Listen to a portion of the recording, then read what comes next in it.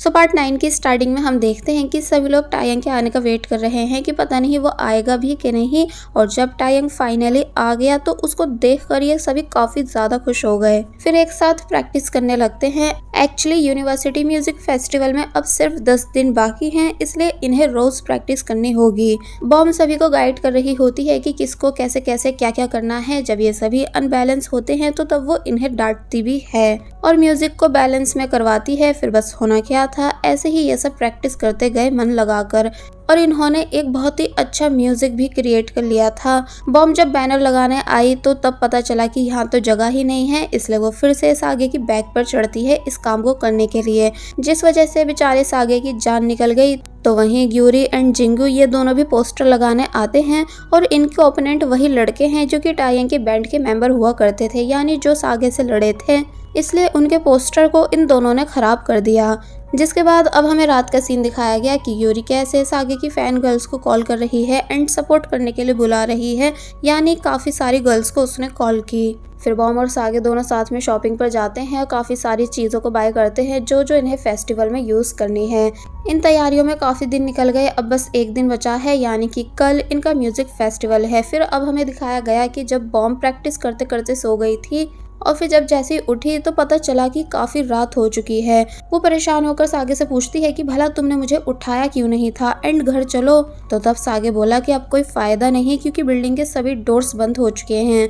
Baum और ज्यादा परेशान होने लगती है कि अब हम क्या करेंगे। फिर सागे से कहती है कि अब चलो मुझे जल्दी से सॉरी कहो क्योंकि तुमने उस दिन मुझे हक कर लिया था ड्रंक होने की वजह से। तो तब बॉम की इस बात पर सागे रिप्लाई देता है कि मैंने तुमको हक इसलिए नहीं करा था कि मैं ड्रंक था, बल्कि इसलिए करा था क्योंकि मैं तुम्हें पसंद करता हूँ। बॉम शॉक खड़ी रह जाती है सागे की इस बात को सुनकर। फिर सागे आगे बोला कि और तुम भी मुझे पसंद करती हो, इसलिए तुमने मुझे दूर नहीं करा था। बॉम कहती है कि नहीं, ऐसा कुछ भी नहीं है, बल्कि मुझे तो अपनी मॉम की याद आ गई थी। कि तभी अचानक लाइट ऑफ हुई और बॉम डर के मारे सागे को हक कर लेती है। सागे बोला कि देखा तुम मुझे पसंद करती हो। तो तब बॉम कहती है कि नहीं, ऐसा नहीं है, मैं बस डर गई थी। सागे ने रोशनी के लिए विंडो ओपन करी और ये दोनों वहीं बैठ गए। सागे बताने लगा कि पहले मुझे लगता था कि सबसे हार्ड वर्किंग मैं हूँ, बट मुझसे भी ज्यादा हार्ड वर्किंग तुम हो, क्योंकि तुम स्टडी भी करती हो, सॉन्ग्स भी लिखती हो, पार्ट टाइम जॉब्स भी करती हो एंड हमारे बैंड को सक्सेसफुल बनाने के लिए इतनी मेहनत भी कर रही हो। तो तब बॉम बोली कि हाँ, वो इसलिए क्योंकि मैं तुमको वापस से फेमस स्टार बनते हुए देखना चाहती हूँ, जो कि आई थिंक अब मेरे ड्रीम्स में से एक बन चुका है। फिर कहती है कि जब मैं फेमस प्रोड्यूसर बन जाऊंगी तो तुम्हें साइन कर लूंगी। सागे कहता है कि पर मैं बहुत ही एक्सपेंसिव हूँ। तो तब बॉम बोले कि पर हम तो दोस्त हैं ना, इसलिए मुझे डिस्काउंट दे देना। मुझे वैसे भी एक दिन बहुत ज़्यादा रिच बनना है, इतना ज़्यादा कि मैं जो चाहूँ वो कर पाऊँ, जिसके लिए मुझे बहुत हार्ड वर्क करना होगा। सागे कहता है कि अगर हम दोनों के बीच एक बार कॉन्ट्रैक्ट हो गया तो तुम उसको तोड़ नहीं पाओगी, इसलिए चलो अभी डील पक्की करते हैं। बॉम पूछती है कि मतलब कैसे, यानी अभी कैसे। तो तब वो डायरेक्ट बॉम के क्लोज आकर उसे किस कर देता है। बॉम शॉक बैठी रह गई क्योंकि उसे पता नहीं था कि सागे ऐसा कुछ कर देगा, लेकिन अब क्योंकि वो भी सागे को पसंद करने लगी है, इसलिए सागे को खुद से दूर नहीं कर पाई और बस फिर ये दोनों ऐसे ही किस करते रहे क्योंकि अब ये दोनों लव रिलेशनशिप में आ चुके हैं। वेल, अब नेक्स्ट डे हम देखते हैं कि टायंग रेडी होकर जा रहा है क्योंकि आज म्यूजिक फेस्टिवल डे है। टायंग के फादर पूछते हैं कि भला तुम कहाँ जा रहे हो। तो तब टायंग बिना डरे उन्हें बताता है कि अपने म्यूजिक शो में। फादर गुस्सा करने लगे कि मैंने तुमसे मना करा था ना कि तुम्हें बैंड में नहीं रहना है। तो तब टायंग बोला कि डैड, मैं डिसाइड कर चुका हूँ कि मुझे क्या करना है और मुझे म्यूजिशियन बनना है, ना कि डॉक्टर। मॉम भी आपसे शादी करने से पहले काफ़ी खुश थी क्योंकि उन्हें भी मेरी तरह म्यूज़िक से प्यार था, लेकिन आपसे शादी के बाद उनकी ज़िंदगी बदल गई थी, जिस वजह से उन्होंने सुसाइड कर ली थी। पर मैं आपको अपनी ज़िंदगी के साथ खेलने नहीं दूंगा। और फिर तभी यहाँ से चला गया। टायंग के फादर का सर घूमने लगा क्योंकि कुछ भी उनके अकॉर्डिंग नहीं हो रहा है, इसलिए वो तभी गुस्से से मिस्टर चो को कॉल करते हैं और पूछते हैं कि क्या आपको भी इन लोगों के शो के बारे में पता था। कुछ भी करके इस शो को रुकवाओ वरना मैं बहुत बुरा कर दूंगा। और फिर बॉम और सागे को बकने लगे कि इन दोनों ने मेरे बेटे को बिगाड़ दिया है। मिस्टर चो कहते हैं कि आप पहले शांत हो जाइए, मैं ऑलरेडी प्लान बना चुका हूँ इनके म्यूजिक फेस्टिवल को खराब कराने का। वेल, अब हमें इन सभी को म्यूजिक फेस्टिवल के लिए एक्साइटेड होते हुए दिखाया गया, जहाँ ये सभी एक दूसरे को गुड लक कर रहे थे। ग्यूरी सागे को बताने लगी कि मैंने तुम्हारी ट्रू फैंस को भी इनवाइट करा है ताकि वो हमें सपोर्ट करने आ सकें। तो ये सुन सागे खुश होने लगा कि क्या सच में मेरी फैंस भी आने वाली हैं। और फिर जब वो बाहर खुशी खुशी उन सभी को देखने आया तो पता चला कि उसके काफ़ी सारे फैंस आए हुए हैं जो कि आज भी सागे को प्यार एंड सपोर्ट करते हैं। लेकिन अचानक कुछ लोग उस जगह को जानबूझकर खराब करने लगे क्योंकि ये सब मिस्टर चो की साइड से थे। सागे समझ नहीं पाता कि आखिर ये सब ऐसा क्यों कर रहे हैं। फिर तभी ग्यूरी नोटिस करके बताती है कि ये रियल फैंस नहीं है बल्कि वहाँ जो शांति से खड़े हैं वो रियल फैंस हैं और ये जो सभी ऊपर हैं ये सब फेक फैंस हैं। तो ये सुनकर सागे हैरान हो जाता है। उन फेक फैंस ने उस जगह को तोड़ना शुरू कर दिया। सब सामान नीचे गिर जाता है जिसे देखकर सभी लोग यहाँ से भागने लगे। यहाँ तक कि शोर मच गया एंड सब कुछ खराब हो गया। सागे ये सब देखकर परेशान हुआ, साथ ही बाकी सब भी ये सब देखकर परेशान हो रहे थे। तो वहीं जल्दी से पुलिस भी यहाँ आ गई और अनाउंसमेंट हुई कि आज के म्यूजिक फेस्टिवल को कैंसिल कर दिया गया है, सभी लोग सेफली वापस अपने घर चले जाएं। कि तभी कुछ आदमी आए और टायंग को पकड़कर अपने साथ लेकर जाने लगते हैं। बॉम काफी ज्यादा परेशान हुई लेकिन वो टायंग को रोक नहीं पाती। फिर तभी सागे अंदर आया और डिस्कस करने लगा कि अब वो सभी क्या करें। साथ ही सागे को फिक्र है कि उसका कोई भी फैन इस बीच इंजर्ड नहीं हुआ हो बल्कि सभी सेफली अपने घर पहुंच गए हो। पर जब उसको पता चला कि बॉम यहाँ से गायब है, साथ ही टायंग भी नहीं है, तो तब वो जल्दी से घबराकर बॉम को ढूंढने बाहर आया, जहां वो मिस्टर चो की कार को जाते हुए देखता है एंड समझ जाता है कि इन्होंने कुछ तो करा है बॉम के साथ। इसलिए वो खुद भी जल्दी जल्दी मिस्टर चो की कंपनी आया और गुस्से में मिस्टर चो से बॉम के बारे में पूछने लगा कि आखिर बॉम कहाँ है, आप कब हम लोगों को अकेला छोड़ोगे और चैन से जीने दोगे। मिस्टर चो बोले कि मुझे इस बारे में कुछ भी नहीं पता। तो तब सागे बोला कि नहीं, आपको सब पता है। साथ ही उसने ये भी नोटिस कर लिया था कि मिस्टर चो जिस पर्सन से कॉल पर बात कर रहे हैं वो टाई के फादर हैं। कि तभी जीना भी यहाँ आ गई और पूछती है कि आखिर तुम डैड पर चिल्ला क्यों रहे हो, होश में आ जाओ। तो तब सागे ने बताया कि इनकी वजह से मेरी जिंदगी बर्बाद हो चुकी है और अब भी ये मुझे चैन से जीने नहीं दे रहे हैं। साथ ही पता नहीं क्यों इन्होंने बॉम को भी इस सब में इंक्लूड कर दिया है। जीना शांत खड़ी रह जाती है और हैरानी से अपने डैड को देखने लगी जो कि कोई भी जवाब दे ही नहीं रहे थे।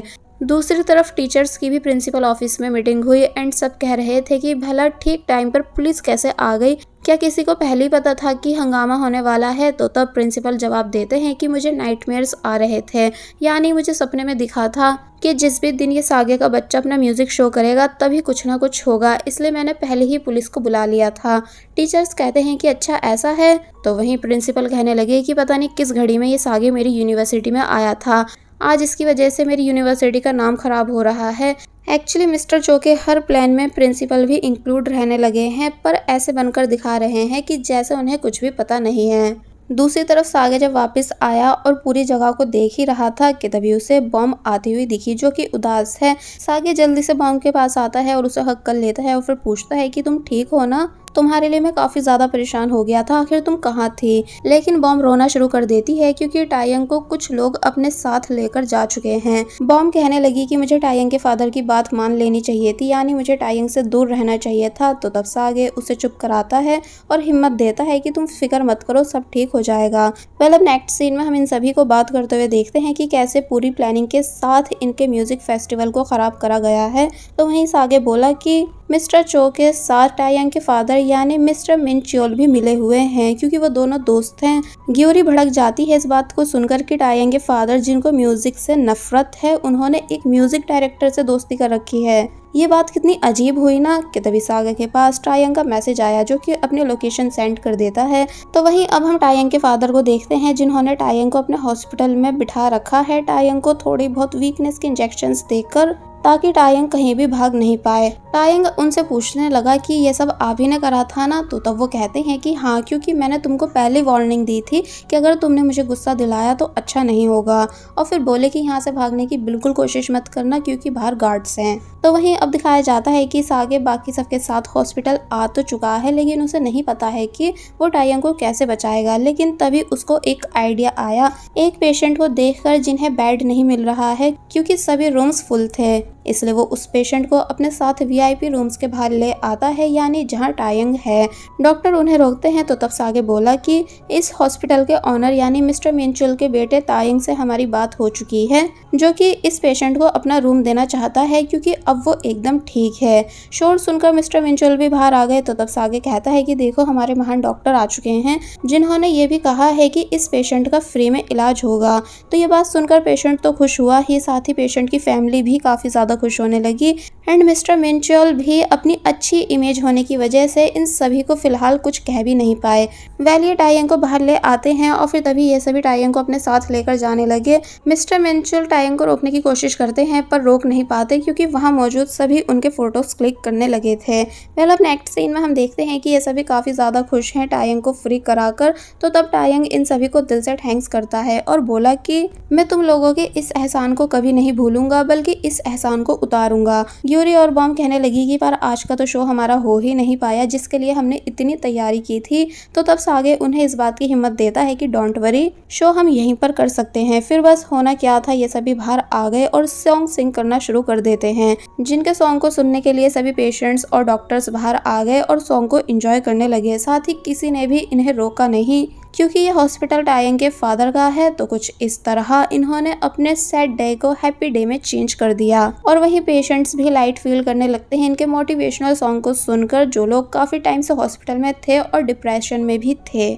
लेकिन वही दूसरी तरफ दिखाया जाता है कि मिस्टर चो अपने असिस्टेंट से द क्राउन के ऑफिशियल पेज पर सागे के अगेंस्ट पोस्ट करा देते हैं कि सागे ने यूनिवर्सिटी फेस्टिवल में अपनी बिकाओ यानी कि फेक फैंस को इनवाइट करा था और ये बात खुद सागे ने बताई है, इसलिए मिस्टर चो की कंपनी सभी से माफी मांग रही है। नेक्स्ट मॉर्निंग का सीन दिखाया गया जहां मिस किम छत पर थी कि तभी उन्हें बाहर से शोर सुनाई देने लगा बिकॉज सागे की काफी सारी फैंस घर के नीचे आई हैं। मिस किम खुश हो जाती हैं कि ये सब सागे से मिलने आई हैं, इसलिए अब मैं इनको सागे का पर्सनल सामान बेचूंगी। फिर तभी नीचे आई और सभी से लाइन में लगने का कहने लगी, ये बताकर कि कोई भी लाइन नहीं तोड़ेगा, सभी को चीजें खरीदने का मौका मिलेगा। फिर सागे के सामान को दिखाने लगती है कि ये टॉवल सागे की है, इसे ही वो रोज मॉर्निंग में यूज करता है। इस नाइट सूट को वो पहनकर सोता है एंड इस पिलो पर वो सोता है। फैंस आपस में बातें करने लग जाती हैं कि क्या ये आंटी पागल है। फिर असली बात बताती हैं कि हम यहाँ इसलिए आए हैं क्योंकि हम सागे से गुस्सा हैं, उसने कैसे हम पर फेक और बिकाऊ फैंस होने का इल्जाम लगाया है, जबकि हम सागे की यूनिवर्सिटी सिर्फ उसे सपोर्ट करने गए थे। कहाँ है वो, उससे हमारी बात करवाओ। मिस किम पहले तो हैरान होती हैं कि ये सब तो उल्टा हो रहा है, फिर बोली कि सागे घर में नहीं है, लेकिन वो सभी उनकी एक नहीं सुनती बल्कि जबरदस्ती घर के अंदर घुस गई और घर के अंदर आकर सभी सामान को फेंकने लगती हैं, यानी कि उन्होंने पूरे घर को खराब कर दिया एंड काफी सारी चीजों को तोड़ भी दिया। ग्यूरी जल्दी से सागे के पास आई और बोली कि इमरजेंसी है, जल्दी से उठ जाओ वरना तुम आज जिंदा नहीं बचोगे। सागे बोला कि पर क्यों, आखिर ऐसा क्या हो गया है। तो तब ग्यूरी ने बताया कि तुम्हारी जान खतरे में है। सागे भी अब बाहर का शोर सुन लेता है। फिर बस होना क्या था, वो जल्दी से भागकर छत पर आया, मतलब इसी हालत में वो छत पर आ जाता है और जब उसने बाहर देखा तो फैन गर्ल्स ने भी उसे देख लिया कि सागे छत पर है, इसको वहीं जाकर पकड़ो। सागे टायंग से कहता है कि तुमने कल हॉस्पिटल में बोला था ना कि तुम मेरे एहसान को उतारना चाहते हो, तो इसलिए लाओ अपने कपड़े उतार कर दो। टायंग हैरान होने लगा कि फिर मैं क्या पहनूंगा, लेकिन सागे उसकी एक नहीं सुनता, यानी कि उसने टायंग से उसके कपड़े ले लिए। ग्यूरी ना चाहते हुए भी इस नज़ारे को देखने लगी, यानी कि अच्छे से एंजॉय करती है। तो वहीं फैन गर्ल्स छत पर भी आ चुकी थी सागे को पकड़ने के लिए। तो तब सागे बिग जंप मारने की पोजीशन लेता है और फिर फाइनली उसने एक बहुत लंबी जंप मारी, जो देखकर सभी लोग शॉक रह गए कि आखिर ये ऐसा कर कैसे रहा है। पर जब बात जान पर आती है तो लोग कुछ भी कर लेते हैं।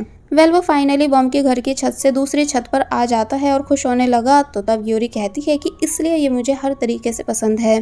फैन गर्ल्स चिल्लाने लगी कि तुम हमसे बचकर भाग नहीं सकते हो, तुमने हम पर गलत इल्जाम लगाए हैं। तो वहीं टायंग एंड ग्यूरी जब फैन गर्ल्स को दूसरी बिल्डिंग में जाने से रोक रहे थे तो तब एक लड़की ग्यूरी को धक्का दे देती है। ग्यूरी बेचारी नीचे गिरने लगी एंड बहुत ही ज्यादा शॉक थी, लेकिन तभी कोई उसे पकड़ लेता है। ग्यूरी को ऐसा लगने लगा कि ये मेरा प्रिंस चार्मिंग सागे है, यानी मैं जो इतने टाइम से सपना देख रही हूँ कि एक दिन सागे मेरे घर आकर मुझे शादी के लिए प्रपोज करेगा और मुझे बहुत प्यार करेगा, वो ड्रीम अब फाइनली मेरा पूरा हो चुका है। पर अब ये तो हमें नेक्स्ट पार्ट में ही पता चलेगा कि किसने ग्यूरी की जान बचाई है, जो ग्यूरी को सागे की शक्ल में दिख रहा है। और बस फिर इसी सीन के साथ ये पार्ट यहीं पर एंड हो जाता है।